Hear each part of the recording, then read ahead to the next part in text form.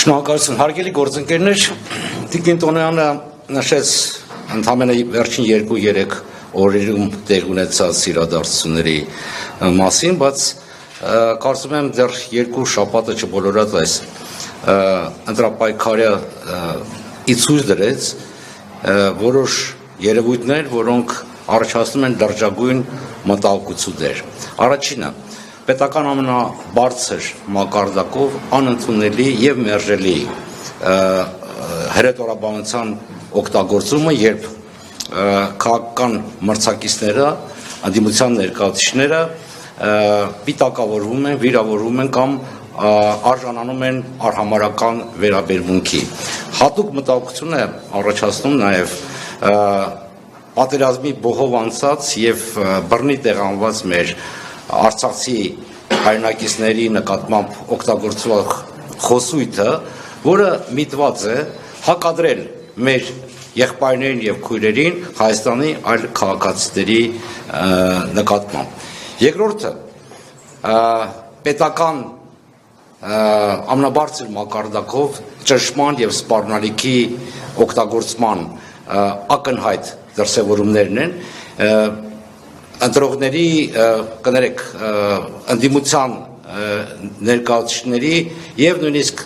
զորական ընտրողների նկատմամբ, որոնք չեն կիսում իշխող վարչախմբի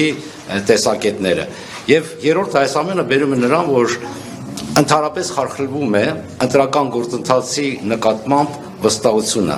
Ազատ եւ անկախ ընտրությունները, արդար ընտրությունները չեն կարող տեղի ունենալ առանց քաղաքական մրցակիցների նկատմամբ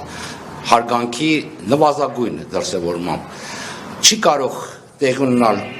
ազատ կամ արտահայտություն, երբ տեխնատուների եւ ընտրողների իրավական եւ ֆիզիկական անվտանգությունը չի երաշխավորում։ Հետևաբար ես այսօր ցանկանում եմ կոչով դիմել Հայաստանում հավատարմագրված դիվանագիտական առաքելությունների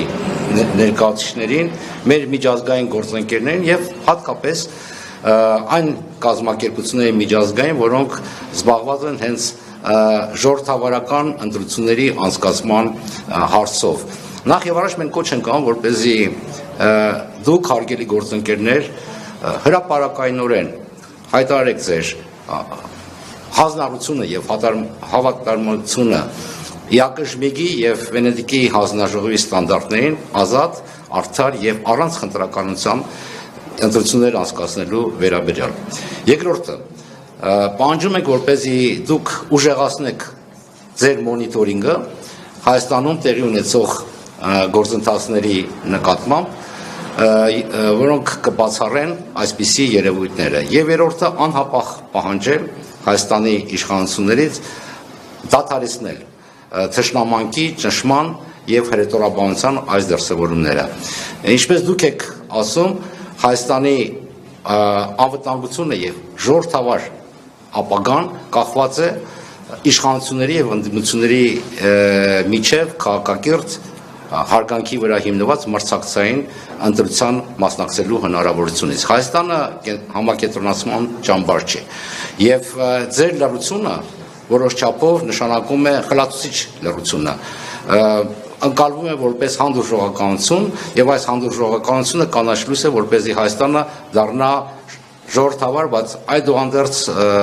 համակենտրոնացման ճամբար։